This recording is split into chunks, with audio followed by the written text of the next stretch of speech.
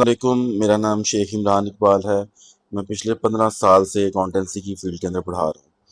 आज हम बात करेंगे चैप्टर 4 की। और जो मैं पहले ही बताता हूँ कि ये जो चैप्टर 4 है, इसकी जो तरतीब है, ये बीपी की किट के मुताबिक है, बीपी की स्टडी टेक्स्ट के मुताबिक है। और इसकी वजह से आप स्टडी हब और कैपलान की जो स्टडी टेक्स्ट है, उसको भी अच्छे तरीके से कवर कर पाते हैं। इस लेक्चर्स को थ्योरेटिकली रखने का मकसद मेरा एक ही है कि ताकि ज़्यादा से ज़्यादा कंसेप्चुअल ग्रिप स्टूडेंट्स के अंदर आ सके, क्योंकि जो कंसेप्चुअल ग्रिप आती है ना, वो याद रखिएगा हमेशा थ्योरेटिकल पॉइंट ऑफ व्यू से आती है। और दूसरा इसका पॉइंट ऑफ व्यू ये था मेरा कि 70% पेपर ऑलमोस्ट MA1 का आपका थ्योरेटिकल बेस होता है। बच्चे जोर लगाते रहते हैं, कोशिश करते रहते हैं न्यूमेरिकल बेसिस को कवर करने के लिए, जो अच्छी बात है, लेकिन पेपर जो है वो 70% थ्योरेटिकल आता है। इसलिए मैंने इन लेक्चर्स को थ्योरी के ऊपर फोकस रखा है और थ्योरी के ऊपर ही इसको मैंने प्योर रखा है। अब हम चैप्टर 4 को स्टार्ट करते हैं। चैप्टर 4 जिसमें हम बात करते हैं मैनेजमेंट रिस्पॉन्सिबिलिटी के बारे में एंड परफॉर्मेंस मेजरमेंट के बारे में। जब हम बात करेंगे मैनेजमेंट रिस्पॉन्सिबिलिटी के बारे में, तो इसमें हम ये देखते हैं कि ऑर्गेनाइजेशन कौन कौन से ऐसे स्टेप्स लेती है जिसकी मदद से ऑर्गेनाइजेशन उन तमाम तर डिपार्टमेंट्स को कवर करती है, उन तमाम तर चीज़ों को मॉनिटर करती है जो किसी भी ऑर्गेनाइजेशन के सर्वाइवल के लिए बहुत ज़्यादा ज़रूरी है। देखो, अगर ऑर्गेनाइजेशन अपने आप को मॉनिटर नहीं करेगी और ऑर्गेनाइजेशन प्रॉपर तरीके से चीज़ों को मॉनिटरिंग की तरफ नहीं लेके जाएगी, तो definitely organisation can not survive in the long run. Companies, organisations long run में सर्वाइव नहीं कर सकती। यही वजह है कि ऑर्गेनाइजेशन जो है वो मैनेजमेंट रिस्पॉन्सिबिलिटी को टेक करती है। अब मैनेजमेंट रिस्पॉन्सिबिलिटी क्या होती है? Is a round of planning, organising, directing and controlling करती है तमाम तर अपने गोल्स को अचीव करने के लिए, तमाम तर एफिशिएंसीज को अचीव करने के लिए हर एक चीज़ को प्लान करती है, मॉनिटर करती है। अब यहाँ पे हम बात करते हैं सबसे पहले कि ऑर्गेनाइजेशन मैनेजमेंट रिस्पॉन्सिबिलिटी के अंदर रहते हुए किन किन चीज़ों को लेके चलती है। सबसे पहले ऑर्गेनाइजेशन कंट्रोलेबल कॉस्ट को देखती है। कंट्रोलेबल कॉस्ट का मतलब है जो वो कॉस्ट जो ऑर्गेनाइजेशन कंट्रोल कर सकती है। Expenses that can be influenced or managed by a specific person or department with an organization. यानी ऑर्गेनाइजेशन किसी मैनेजर्स के जरिए से, किसी सुपरवाइजर के जरिए से इन्फ्लुएंस करती है कि हम अपनी तमाम तरह कॉस्ट, जो कि नॉर्मली कई दफ़ा वेरिएबल कॉस्ट होती है, उसको कर सके कंट्रोल, प्रॉपर तरीके से उसको कंट्रोल कर सके। ये देखें कि ऑर्गेनाइजेशन कहीं ज़्यादा मटेरियल तो नहीं लगा रही, कहीं ऑर्गेनाइजेशन ज़्यादा लेबर तो नहीं खर्च कर रही, या लेबर ओवर चार्ज तो नहीं हो रहा है ना। ज्यादातर मसला वेजिस के अंदर, लेबर के अंदर ही होता है कि वेजिस ओवर चार्ज हो रही होती हैं, लेबर ओवर चार्ज हो रहा होता है। फॉर एग्जांपल किसी ने अगर 5 घंटे काम किया लेकिन उसने चार्ज कर लिया कंपनी को 6 घंटे, 8 घंटे, तो ये तो नहीं हो रहा। तो ऑर्गेनाइजेशन फिर एक मैनेजर रखती है जो कि तमाम तर कॉस्ट को कंट्रोल करती है, जो कंट्रोल हो सकती है, that is concern with the variable cost. और वो वेरिएबल कॉस्ट ही ज्यादातर होती है। अब यहाँ पे यही एग्जांपल लिखी हुई है, managers can control cost like employ wages, raw material usages और यूटिलिटी एक्सपेंसेस। जो यूटिलिटी एक्सपेंस है वो तो नहीं ज्यादा कंज्यूम हो रहे, वो तो नहीं ज्यादा खर्च हो रहे, तो ऑर्गेनाइजेशन एक मैनेजर रखती है जो कि इन तमाम तर कॉस्ट को प्रॉपर तरीके से क्या करती है, कंट्रोल करती है। आगे हम बात करते हैं सेकेंडरी नंबर के ऊपर, अनकंट्रोलेबल कॉस्ट। अनकंट्रोलेबल कॉस्ट क्या होती है? ऐसी कॉस्ट जिसका कंट्रोल नहीं किया जा सकता, कैन नॉट बी कंट्रोल। ये कौन सी कॉस्ट होती है? ये फिक्स्ड कॉस्ट होती है। कौन सी? FC, यानी फिक्स्ड कॉस्ट होती है। इसको हम कंट्रोल नहीं कर सकते। वो मैनेजर ऑर्गेनाइजेशन 10 रख ले, 15 रख ले, लेकिन वो कॉस्ट को कंट्रोल नहीं किया जा सकता, क्योंकि वो बाय नेचर कंट्रोल नहीं हो सकती। Fixed cost by nature control नहीं हो सकती। क्यों नहीं हो सकती? देखिए, ऑर्गेनाइजेशन अगर कोई रेंट पे करती है तो वो रेंट तो, फॉर एग्जांपल 50,000 रेंट है तो रेंट तो जाना ही जाना। अगर किसी की सैलरीज है और वो फिक्स सैलरीज है तो वो तो जाना ही जानी है। या कई दफा कंपनीज की एम्प्लॉयज की इंश्योरेंस हुई होती है, 10 एम्प्लॉयज की इंश्योरेंस हुई है, हेल्थ इंश्योरेंस हुई है, तो वो भी फिक्स होती है, उसका प्रीमियम फिक्स होता, तो भी जाना ही जाना। तो उसको आप कंट्रोल नहीं कर सकते। तो यही वो कॉस्ट होती है जो कंट्रोल नहीं की जा सकती, और ये फिक्स कॉस्ट होती है और ये ऑर्गेनाइजेशन को पता होती है। आगे हम बात करते हैं रिस्पॉन्सिबिलिटी सेंटर्स के बारे में। रिस्पॉन्सिबिलिटी सेंटर्स क्या होते हैं? रिस्पॉन्सिबिलिटी सेंटर वो सेंटर्स होते हैं जो प्रॉपर तरीके से चीज़ों को मॉनिटर करते हैं, प्रॉपर तरीके से चीज़ों को अकाउंटेबल ठहराते हैं, हर चीज़ के अंदर क्रिटिकल एनालिसिस करते हैं, क्यों, कैसे, किस तरह, हर चीज़ को देखते हैं। तो इसी तरह से ऑर्गेनाइजेशन जब रिस्पॉन्सिबिलिटी सेंटर्स बनाती है, तो हम इसको वैसे रिस्पॉन्सिबिलिटी मैनेजमेंट भी कहते हैं, रिस्पॉन्सिबिलिटी सेंटर्स भी कहते हैं, इसको हम रिस्पॉन्सिबिलिटी अकाउंटिंग भी कहते हैं। और ये एमसीक्यूज में क्वेश्चन आता है कि रिस्पॉन्सिबिलिटी अकाउंटिंग क्या होती है, तो वो यही होती है कि जिसमें ऑर्गेनाइजेशन रिस्पॉन्सिबिलिटी सेंटर्स बनाती है, उन सेंटर्स के अंदर वो डिफरेंट चीज़ों को कैटेगराइज करती है। फॉर एग्जांपल रिस्पॉन्सिबिलिटी सेंटर्स बना दिए, उसके अंदर कॉस्ट सेंटर अलग बना दिया, प्रॉफिट सेंटर अलग बना दिया, इन्वेस्टमेंट सेंटर अलग बना दिया। ठीक है, तो कॉस्ट सेंटर जो होते हैं ऑर्गेनाइजेशन, ये तमाम तर एक्सपेंसेस को ट्रैक करती है, देखती है कि ऑर्गेनाइजेशन के अंदर किसी जगह पे कॉस्टिंग ज़्यादा तो नहीं हो रही, मटेरियल ज़्यादा तो नहीं लग रहा, लेबर ज़्यादा तो नहीं लग रही, तमाम तर चीज़ों को मॉनिटर करती है और एज अ मॉनिटरिंग जजिंग के तौर के ऊपर चीज़ों को लेके चलती है। फॉर एग्जांपल अकाउंट्स को देखेगी कि वहाँ पे तो नहीं गड़बड़ हो रही कोई, मुख्तलिफ चीज़ों को देखेगी वहाँ पे तो नहीं गड़बड़ हो रही कोई।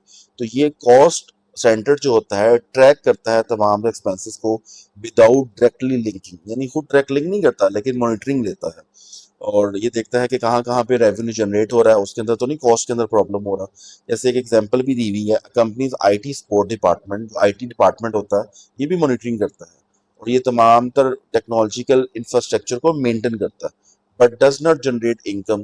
किसी इनकम के अंदर डायरेक्टली इन्वॉल्व तो नहीं है जनरेट करने के लिए, लेकिन उसको मॉनिटर जरूर करता है आईटी के जरिए से। तो यही कॉस्ट सेंटर्स का भी काम होता है इसी तरह से। प्रॉफिट सेंटर्स आगे क्या होता है? प्रॉफिट सेंटर्स प्रॉफिट को जनरेट करने में हेल्प आउट करते हैं, both revenue and cost. Organisation कितना रेवेन्यू जनरेट करती है और कितना कॉस्ट बियर करती है, उसको माइनस करने के बाद ऑर्गेनाइजेशन प्रॉफिट को कैलकुलेट करती है।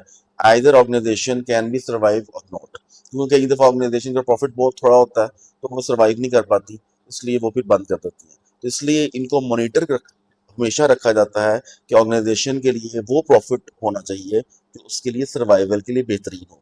तो ऑर्गेनाइजेशन इसी वजह से प्रॉफिट सेंटर्स बनाती है ताकि प्रॉफिट को जज किया जा सके, एवेल्युएट किया जा सके। फॉर एग्जाम्पल जैसे लिखा हुआ भी है, electronic division of a retail company acts as a profit centre. जो इलेक्ट्रॉनिक डिवीजन है कंपनी का रिटेल वाला, वो कई दफ़ा प्रॉफिट सेंटर के तौर पे काम करते हैं, जो कि हर चीज़ को ट्रैक करते हैं, ट्रैकिंग सेल्स करते हैं, रेवेन्यू को ट्रैक करते हैं against production and marketing cost के बस। तो कंपनी ने फॉर एग्जांपल रिटेल कंपनी को कह दिया कि ठीक है जी, आप तमाम तर हमारे चीज़ों को जज करो, मॉनिटर करो और हमारे लिए एज प्रॉफिट सेंटर काम करो, तो वो भी ये काम करती हैं। तो प्रॉफिट सेंटर तमाम तर चीज़ों को एवेल्युएट करता है, मॉनिटर करता है। आगे देखिए रेवेन्यू सेंटर्स क्या होते हैं। Revenue centre is a part of organisation जो कि तमाम तर रेवेन्यू को जनरेट करता है, but not directly involve in controlling cost. लेकिन किसी भी कॉस्ट को डायरेक्टली कंट्रोल नहीं करता, लेकिन रेवेन्यू के जितने भी चीज़ें हैं, फॉर एग्जांपल मैनेजर्स ने ये चेक करना होता है कि जो जो सेल्स के लड़के हैं वो उन्होंने डेटर्स से पैसे ले लिए कि नहीं ले लिए, कस्टमर से पैसे कलेक्ट कर लिए कि नहीं कर लिए, किसी से कुछ रहता तो नहीं है, किसी से कोई ऐसी इनकम तो नहीं है जो आ सकती थी लेकिन अभी तक नहीं आई, या कंपनी ने तमाम तक कलेक्शन कर ली है आफ्टर सेल्स, सेल्स के बाद। तो ये तमाम तो चीज़ों को जज किया जाता है। तो revenue centre is a part of organisation जो कि तमाम तो चीज़ों को जनरेट करता है और तमाम तो चीज़ों को एनालिसिस करता है। आगे चलते हैं इन्वेस्टमेंट सेंटर्स के बारे में। इन्वेस्टमेंट सेंटर्स क्या होते हैं? इन्वेस्टमेंट सेंटर का बेसिकली मकसद होता है कि वो तमाम तर बिजनेस की इन्वेस्टमेंट को क्या करें, जज करें। तमाम तर बिजनेस के अंदर जितनी भी इन्वेस्टमेंट हुई है उसके इवज कंपनी ने कितना रेवेन्यू कमा रही है, कंपनी कितना प्रॉफिट कर रही है, यानी ओवरऑल परफॉर्मेंस। तो इन्वेस्टमेंट सेंटर का बेसिकली मकसद ये होता है कि अपने तमाम तर रेवेन्यूज को मैनेज करना, तमाम तर कॉस्ट को मैनेज करना अगेंस्ट द कैपिटल इन्वेस्टमेंट के, इतना जितना कैपिटल इन्वेस्टमेंट किया 1 करोड़ रुपया फॉर एग्जांपल, तो उस हिसाब से कंपनी के कितना रेवेन्यू जनरेट कर रही है, उस हिसाब से कंपनी कितना कॉस्ट बर्दाश्त कर रही है। तो ये इन्वेस्टमेंट सेंटर की रिपोर्ट इसलिए भी लाजमी होती है क्योंकि इसकी मदद से वो नए इन्वेस्टर्स को अट्रैक्ट करते हैं। फॉर एग्जांपल ऑलरेडी अगर इन्वेस्टमेंट कामयाब होती है ना, तो फिर कंपनी अपने नए इन्वेस्टर्स को अट्रैक्ट करती है कि ठीक है आप भी आएँ और आप ही हमारी कंपनी के अंदर इन्वेस्टमेंट करें और आप ही हमारी कंपनी के अंदर चीज़ों को लेके चलें। तो ये होता है। यहाँ पे एग्जाम्पल भी ये लिखा हुआ, for example evaluate profitability while considering asset usages. Company के जो एसेट्स हैं उसको यूज करने के बाद कितना प्रॉफिट हुआ, और सच एज मशीनरी यूज हुआ कितना प्रॉफिट हुआ, इन्वेंट्री यूज हुआ कितना प्रॉफिट हुआ, और सोर्स जितने भी एलोकेट हुए उसकी मदद से कितना प्रॉफिट जनरेट किया गया। तो इन्वेस्टमेंट सेंटर बेसिकली ये भी जज करती है और ये भी रिपोर्ट एनालिसिस करती है कि आया जो हमने इन्वेस्टमेंट की हुई है ये कितनी कामयाब रही है, कितनी सक्सेसफुल रही है। अगर ये अच्छी सक्सेसफुल होती है तो फिर इसको प्रॉपर वेबसाइट्स के ऊपर प्रॉपर तरीके से इसको मार्केट किया जाता है ताकि नए इन्वेस्टर आ सके, ठीक है ना, ताकि नए इन्वेस्टर्स को अट्रैक्शन किया जा सके। अच्छा, अब हम मजीद क्या बात करेंगे यहाँ पे, हम बात करेंगे नेट प्रॉफिट मार्जिन के बारे में एंड ग्रॉस प्रॉफिट मार्जिन के बारे में। सबसे पहले नेट प्रॉफिट मार्जिन को डिस्कस करने से पहले हम बात करेंगे ग्रॉस प्रॉफिट की। ग्रॉस प्रॉफिट क्या होता है, जैसे आप लोगों को पता है कि सेल्स में से अगर हम कॉस्ट ऑफ गुड सोल्ड को माइनस करते हैं, जिसको हम सीजीएस भी कहते हैं, कॉस्ट ऑफ गुड सोल्ड को क्या कर दें, माइनस कर दें, तो it is generated gross profit. तो ये ग्रॉस प्रॉफिट यहाँ पे आ जाएगा, ऐसे ही है कि यहाँ पे क्या आ जाए, ग्रॉस प्रॉफिट। तो हम यहाँ पे सेल्स लिख दें, यहाँ पे कॉस्ट ऑफ गुड सोल्ड लिख दें, तो यहाँ पे ग्रॉस प्रॉफिट आ जाएगा। तो ये आपकी ग्रॉस प्रॉफिट की कैलकुलेशन है जो ऑलमोस्ट हर एक एसीसीए बच्चे को पता होती है। तो ये ग्रॉस प्रॉफिट तो हमने निकाल लिया, लेकिन हमने यहाँ पे ग्रॉस प्रॉफिट मार्जिन निकालना। वो मार्जिन कैसे निकालना है, उसकी रेशियो निकालनी है। तो इसको हम पढ़ते हैं, gross profit margin is a financial metric that show the percentage of revenue, यानी सेल्स, रेवेन्यू का मतलब सेल्स है। तो जिसमें हम परसेंटेज ऑफ रेवेन्यू को डिस्कस करेंगे, उसको निकालेंगे। कैसे निकालेंगे, remaining after deducting the cost of good sold, यानी सेल्स में से, रेवेन्यू में से कॉस्ट ऑफ गुड सोल्ड को माइनस करेंगे, और जो कि हमें इंडिकेट करती है कि प्रोडक्शन एफिशिएंसी क्या हुई उसके लिहाज से। अब यहाँ पे एग्जांपल क्या लिखी है, if a business generate $50,000 in sales, अगर कोई भी बिजनेस जनरेट करता है $50,000 सेल्स की, एंड इनकर्स 30,000 प्रोडक्शन, यानी उसकी जो प्रोडक्शन कॉस्ट है, यानी कॉस्ट ऑफ गुड सोल्ड जो है, वो अगर 30,000 आती है, तो बाकी कितना बचेगा, 20,000, है ना। कितना बचेगा, 20,000। तो इस 20,000 को जब हम डिवाइड करेंगे, ये 20,000 क्या आया, ग्रॉस प्रॉफिट आ गया। जब हम इस 20,000 को डिवाइड करेंगे 50,000 के साथ, तो ये आपका, और मल्टीप्लाई 100 करेंगे, तो ये आपका ग्रॉस प्रॉफिट मार्जिन की परसेंटेज आ जाएगी। तो इस तरह से आपने यहाँ पे निकालनी होती है। ग्रॉस प्रॉफिट हमेशा सबसे पहले सेल में से कॉस्ट ऑफ गुड्स सोल्ड को माइनस करके निकाला जाता है, और जो अमाउंट आती है उसको डिवाइड करते हैं हम किसके साथ, सेल्स के साथ। तो ये सिंपल एक तरीका है, और ये आमतौर पे काफ़ी लोगों को ऑलरेडी आइडिया होता है इसका। अब हम बात करते हैं नेट प्रॉफिट मार्जिन के बारे में। नेट प्रॉफिट मार्जिन को निकालने से पहले हमें नेट प्रॉफिट निकालना सिंपल, क्योंकि जब हम नेट प्रॉफिट मार्जिन के बारे में बात करते हैं इसका मतलब हम कुछ परसेंटेज निकालना चाह रहे हैं। तो ग्रॉस प्रॉफिट में से आपने माइनस करने होते हैं all operating cost, all operation जो एक्सपेंस होते हैं वो माइनस करने हैं। जैसे सेलिंग एक्सपेंसेस हैं, है ना, मार्केटिंग के एक्सपेंस हैं, जैसे एडमिन के एक्सपेंस हैं, ये सारे के सारे एक्सपेंसेस को आपने क्या करना होता है, माइनस करना होता है। जितने भी ऑपरेटिंग कॉस्ट होती है, जितने भी ऑपरेशनल एक्सपेंसेस होते हैं, सबको क्या करना होता है, आपने माइनस करना होता है। तो ग्रॉस प्रॉफिट में से आपने इन तमाम तर एक्सपेंसेस को माइनस करना होता है। तो जो आंसर आएगा वो नेट प्रॉफिट कहलाएगा। क्या कहलाएगा, नेट प्रॉफिट कहलाएगा। सिंपल इज दैट कि नेट प्रॉफिट की कैलकुलेशन हम इस तरह से करते हैं।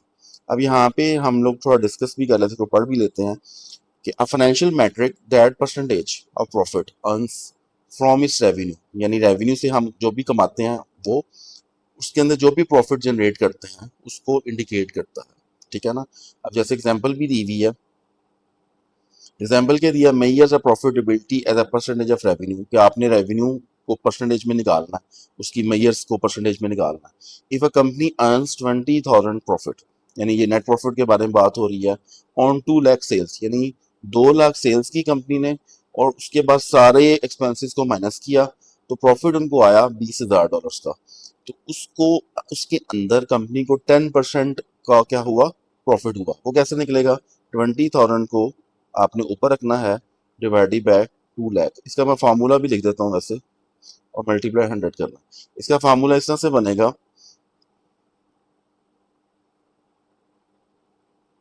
नेट प्रॉफिट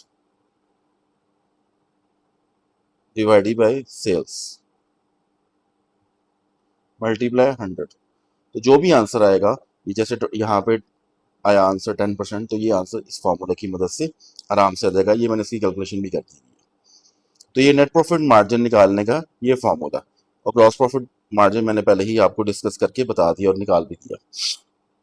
आगे हम बात करते हैं ROCE, return on capital employed. जब हम बात करते हैं रिटर्न ऑन कैपिटल एम्प्लॉयड के बारे में, तो इसको डिस्कस करने से पहले हम सबसे पहले डिस्कस करेंगे what is meant by capital employed. ये जो छोटी टर्म है कैपिटल एम्प्लॉयड, ये बहुत काम की टर्म है।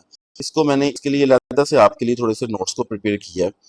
वो क्या होते हैं कि ताकि आपको ज्यादा क्लियर बात समझ आ सके। यहाँ पे हम बात करते हैं what is meant by capital employed. Capital employed क्या होता है? The total long term funds, यानी बिजनेस के जो लॉन्ग टर्म फंड्स होते हैं, लॉन्ग टर्म इन्वेस्टमेंट होती है बिजनेस की, जो भी कैपिटल के तौर के ऊपर बिजनेस इन्वेस्टमेंट करता है, क्या काम करने के लिए? To generating the profit. यानी कैपिटल एम्प्लॉयड वो लॉन्ग टर्म इन्वेस्टमेंट होती है जिसका बेसिक काम ये होता है कि प्रॉफिट को क्या करना? जनरेट करना। और ये funds invested in the business किए जाते हैं for the long term operations के लिए। ऐसा नहीं है कि आपने आज इन्वेस्टमेंट किया तो अगले साल बंद कर देना, नहीं। ये हमेशा लॉन्ग टर्म इन्वेस्टमेंट के लिए किए जाते हैं। ये ज़्यादातर मशीनरी मंगवाई जाती है, मैन्युफैक्चरिंग के अंदर ये ज़्यादातर की जाती है। तो लॉन्ग टर्म ऑपरेशंस को डेवलप करने के लिए एक ह्यूज इन्वेस्टमेंट की जाती है, और ये इसका मकसद ये होता है ताकि बिजनेस ज़्यादा से ज़्यादा ग्रो करे और नेशनल से इंटरनेशनल लेवल पे चल जाए। इसके अंदर कौन कौन सी इन्वेस्टमेंट शामिल हो सकती हैं? It includes investments, different investors की इन्वेस्टमेंट शामिल हो सकती है। इसमें लॉन्ग टर्म फंड शामिल हो सकते हैं, सॉरी लॉन्ग टर्म लोन्स भी शामिल हो सकते हैं। Long term funds, long term loans शामिल हो सकते हैं जो डिफरेंट हम लैंडर से ले सकते हैं। इसके अलावा रिटेन्ड प्रॉफिट, जो भी प्रॉफिट हम रिटेन करते हैं बिजनेस के अंदर, जो रह जाता है profit after deduction of dividends. Retain profit कैसे निकालते हैं, कई बच्चों को यही नहीं पता होता। नेट प्रॉफिट में से आप टैक्सेस निकालने के बाद आप माइनस करते हैं डिविडेंड्स को, तो जो बच जाता है वो रिटेन प्रॉफिट होता है। तो ये आमतौर पर बिजनेस ने ये इसलिए रखा होता है कि हम इसको री इन्वेस्टमेंट कर सकें, और ये बिजनेस के अंदर डिस्ट्रीब्यूट नहीं होता, इसलिए ये रिटेन प्रॉफिट कहलाता है। इसको हम अनएप्रोप्रिएट प्रॉफिट भी कहते हैं, अनएप्रोप्रिएट प्रॉफिट भी कहते हैं। तो आपकी जो भी कैपिटल एम्प्लॉयड है उसके अंदर क्या क्या चीजें शामिल है? इन्वेस्टमेंट्स हैं, लॉन्ग टर्म फंड्स हैं, लॉन्ग टर्म लोन्स हैं, और रिटेन प्रॉफिट है। तो ये 3-4 चीजें आती हैं जो कि कैपिटल एम्प्लॉयड का हिस्सा होती हैं, और ये बिजनेस के लिए लॉन्ग टर्म रोल प्ले करती हैं। अब इसमें निकालना क्या होता है? इसमें क्या क्या चीजें नहीं आ सकती? वो करंट लायबिलिटीज, जितनी भी किस्म की करंट लायबिलिटीज होती हैं वो इसमें नहीं आ सकती। अब इसका फार्मूला क्या बनता है? इसका फार्मूला ऐसे बनता है, current assets plus non current assets minus current liabilities. ये इसका फार्मूला बनता है। यानी जो भी टोटल एसेट्स हैं वो करंट और नॉन करंट दोनों माइनस करंट लायबिलिटीज। तो ये जब हम इसको इक्वल टू करते हैं तो वो कैपिटल एम्प्लॉयड होता है। तो ये कैपिटल एम्प्लॉयड याद रखिएगा, हमेशा लॉन्ग टर्म इन्वेस्टमेंट्स के लिए इस्तेमाल होता है। अब यहाँ पे हम इस कंसेप्ट के पर्सपेक्टिव से डिस्कस करते हैं रिटर्न ऑन कैपिटल एम्प्लॉयड क्या होता है। A financial metric that evaluates a company's ability, यानी एक ऐसा फाइनेंशियल मैट्रिक है जिसमें हम ये देखते हैं कि कंपनी कितनी अहलियत रखती है। कंपनी में इन्वेस्टमेंट तो कर दिया हमने, लेकिन उस अहलियत की बुनियाद के ऊपर कंपनी ने उस कैपिटल की बुनियाद के ऊपर कितना रिटर्न कमाया, कितना प्रॉफिट कमाया। A company's ability to generate profit from its capital employed, from its capital investments. ये हम इसलिए करते हैं ताकि हम मजीद मेयरिंग कर सकें एफिशिएंसी को, प्रॉफिटेबिलिटी को। इसके अंदर एक और भी होता है कि कंपनीज आमतौर पे इसलिए भी इसकी रेशियोज निकालती हैं ताकि नए इन्वेस्टर्स को अट्रैक्ट किया जा सके। नए इन्वेस्टर को कहा जाए कि जी देखिए जी, हम पिछले 5 साल से इतना प्रॉफिट लेकर चल रहे हैं। जैसे आपने अक्सर देखा होगा कि मिजान बैंक पिछले इतने सालों से हाईएस्ट प्रॉफिट टेकर है, तो इससे नया इन्वेस्टर अट्रैक्ट होता है, नई इन्वेस्टमेंट बैंक के अंदर आती है, नई इन्वेस्टमेंट बिजनेस के अंदर आती है, नई इन्वेस्टमेंट प्लान्स बिजनेस के अंदर आते हैं। तो ये सारा का सारा इसीलिए किया जाता है काम। तो रिटर्न ऑन कैपिटल एम्प्लॉयड आमतौर के ऊपर मेयरिंग the efficiency of the company, company की एफिशिएंसी को मेजर किया जाता है। इसमें एग्जांपल लिखा हुआ है कंपनी विद ROCE 15% आई, यानी कंपनी ने 15% मुनाफा कमाया, अर्निंग किया, of every $1 of capital used in business, हर $1 के बजाय हर $1 के इन्वेस्टमेंट करने के साथ कंपनी ने उसके साथ 15% मुनाफा कमाया, जो कि एक अच्छा समझा जाता है। Moreover ROCE is another key metric that assess profit, जो प्रॉफिट को असेस करता है to achieve a resource investment, ताकि हम मजीद रिसोर्स इन्वेस्टमेंट को हासिल कर सकें, रिलेट कर सकें। अब ये सारे की सारी यहाँ पे बात है। अब एक और एग्जांपल है, if a business earn $25,000 profit with a $250,000 capital, यानी ये कैपिटल इम्प्लाइड हो गया और इसके साथ उन्होंने कितना मुनाफा कमा लिया, 25,000। उन्होंने कहा जी अगर हम इसको डिवाइड करें और मल्टीप्लाई 100 करें तो 10% हम यहाँ पे मुनाफा मेजर करते हैं, हम अपनी एफिशिएंसी को देखते हैं। आमतौर के ऊपर बिजनेस के अंदर 15% से ऊपर जितना भी प्रॉफिट होता है वो अच्छा समझा जाता है, लेकिन अगर बिजनेस 10% भी कमाया तो it's okay for first year, ये पहले साल के लिए ठीक होता है। आगे हम बात करते हैं RI यानी रेजिड्यूल इनकम। देखिए रेजिड्यूल इनकम को डिस्कस करने से पहले हम इसके अंदर एक टर्म यूज होती है, उसको बोलते हैं नोशनल इंटरेस्ट। उसको पहले थोड़ा सा उसका कंसेप्ट पढ़ लेते हैं, उसको मैंने यहाँ पे एक अलग से ब्रीफ किया हुआ है। नोशनल इंटरेस्ट क्या होता है? नोशनल इंटरेस्ट देखो एक इमेजिनरी है, यानी हकीकत के ऊपर नहीं है, एक इमेजिनरी या अज्यूम इंटरेस्ट कॉस्ट होती है जो कि एक्चुअली पे नहीं की जाती, बल्कि ये अज्यूम की जाती है कि अगर बिजनेसमैन फॉर एग्जांपल $10 लाख की इन्वेस्टमेंट करता है तो उसके ऊपर हम उसको कितना इंटरेस्ट पे करेंगे, ये अजम्पशन है। तो ये बिजनेसमैन अपने ऊपर अजम्पशन लगाता है कि अगर मैं अपने ही बिजनेस के अंदर $10 लाख इन्वेस्टमेंट करूं तो मुझे उसका कितना इंटरेस्ट आ जाएगा। ठीक है, क्योंकि वो उसका ख्याल ये है कि मैं अगर कहीं बाहर से भी तो इन्वेस्टमेंट लेकर आऊं तो मुझे उसका भी इंटरेस्ट तो पे करना है, तो बाहर से लाने की बजाय खुद मैयर करूं। तो फिर बिजनेस के जो फाइनेंशियल एक्सपर्ट्स होते हैं वो बिजनेस की सूरत हाल को देखते हुए, मार्केट की सूरत हाल को देखते हुए वो ये एनालिसिस करते हैं, कैलकुलेट करके बताते हैं कि सर अगर आप इतने पैसे ले आएंगे, इतना इन्वेस्टमेंट ले आएंगे तो हम आपको 15%, 20% अर्निंग करके दे देंगे। ठीक है, यानी इंटरेस्ट के तौर के ऊपर हम आपको पे करेंगे 15%, 10%, जो भी वो मैयर करके बताएं। तो नोशनल इंटरेस्ट बेसिकली एक इमेजिनरी इंटरेस्ट है जिसमें अज्यूम किया जाता है इंटरेस्ट कॉस्ट को, और हकीकत में एक्चुअली इसको पे नहीं किया जाता, ये सिर्फ अजम्पशन की बुनियाद के ऊपर है। नीचे मैंने देखो वही बात लिखी हुई है, some time in a business uses its own money in a project, अपने ही मनी को अपने ही प्रोजेक्ट में इस्तेमाल करता है, लेकिन सिर्फ मेजर करता है कि इसका इंटरेस्ट कितना हो सकता है। सो अकाउंटेंट और manager assume an interest is called notional interest. तो मैनेजर्स जो होते हैं या अकाउंटेंट्स होते हैं, जो भी लोग होते हैं, फाइनेंशियल एक्सपर्ट्स होते हैं, ये इंटरनल कॉस्ट को मेजर करते हैं और इंटरेस्ट कॉस्ट को बताते हैं कि इतनी इंटरेस्ट कॉस्ट जो है यहाँ पे हो सकती है। इसकी वजह यही है कि assume an interest cost to measure the true economic performance of the business। जो इन्वेस्टमेंट करने वाला होता है वो कहता है जी मुझे सही इकोनॉमिक परफॉर्मेंस इससे पता चलेगी, मैं बिजनेस से लूंगा तो नहीं, लेकिन मुझे इससे पता चलेगा कि हमारा बिजनेस कितना परफॉर्म करके कितना इंटरेस्ट कॉस्ट को जनरेट कर सकता है, कितना उसको पे कर सकता है। ठीक है, और ये सब असम्पशन की बुनियाद के ऊपर है। ठीक है, अब हम बात करते हैं RI पे दोबारा, ताकि मैंने बोला था पहले इसकी मैं एक बेसिक बना दूं नोशनल इंटरेस्ट की, ताकि वो फिर आपको अच्छी तरह पता चल जाएगी। अब यहाँ पे देखो लिखा हुआ एडिशनली रेडुल इनकम एवेल्युएट करती है परफॉर्मेंस ऑफ इन्वेस्टमेंट सेंटर के बारे में by subtracting a notional interest. ठीक है ना, या अब ये परफॉर्मेंस एनालिसिस होने लगा कि हम जो अज्यूम कर गए हैं इंटरेस्ट को हम उसको माइनस कर लगे हैं। ठीक है, फ्रॉम देयर प्रॉफिट्स में से। For example if a division earn, अगर फॉर एग्जाम्पल अगर डिवीजन ने अर्न किया है $50,000 profit and cost of capital is $10,000, तो हम RI लिखेंगे 40,000। इससे ये पता चलेगा कि कंपनी ने फाइनली इतने ही पैसे कमाए हैं, वरना तो $50,000 ज्यादा है, लेकिन इन्वेस्टर या मालिक जो है ये अज्यूम करता है कि देखो बाहर से भी तो पैसे आ सकते थे ना, तो उधर भी तो हमने पे करना था। तो इसलिए हम इस अजम्पशन की बुनियाद के ऊपर अगर मैं अपने ही बिजनेस में इन्वेस्टमेंट करूं तो उस बिजनेस के अंदर कॉस्ट को माइनस करके देखूं कि मुझे रेजिडुअल इनकम कितनी बचेगी। तो ये एक कैलकुलेशन करने के लिए, एनालिसिस करने के लिए ऐसा किया जाता है। नीचे आप आए अगले टॉपिक के ऊपर, एसेट्स टर्नओवर। एसेट्स टर्नओवर क्या होता है, इसमें भी हम एफिशिएंसी को मेजर करते हैं by comparing revenue to assets. हम ये देखते हैं कि हमारी जो एसेट्स हैं वो हमें कितना रेवेन्यू जनरेट करके दे सकते हैं। फॉर एग्जांपल मेरे पास अगर कोई मशीन है तो मैं ये देखना चाहूंगा कि मेरी मशीन जो है मुझे कितना इन्वेस्टमेंट जो है वो, यानी सॉरी, कितना इसका टर्नओवर दे सकती है। मेरी मशीन जो है मुझे इसका कितना टर्नओवर दे सकती है, इसका कितना रिटर्न दे सकती है। तो the measure of efficiency by company revenue to assets, इसमें कंपनी जनरेट करती है, for example generating 10 lakh dollars revenue with 5 lakh assets.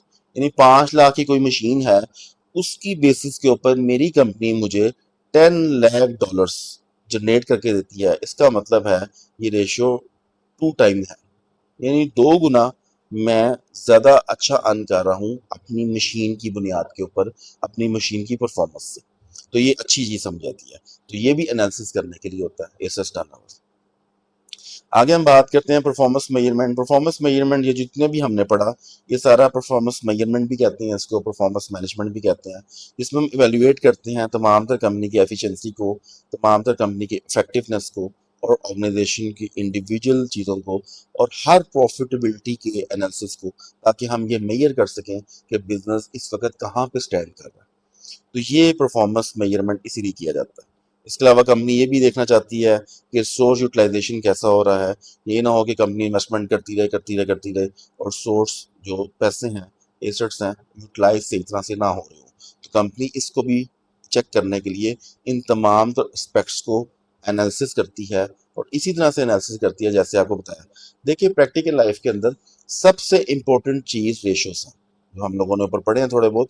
ये रेशियो है, ये वैसे काफ़ी कम है यहाँ पे। जो प्रैक्टिकल लाइफ में काफ़ी ज़्यादा रेशियोज की एनालिसिस की जाती है, बहुत ज़्यादा रेशियोज के बारे में एनालिसिस किया जाता है।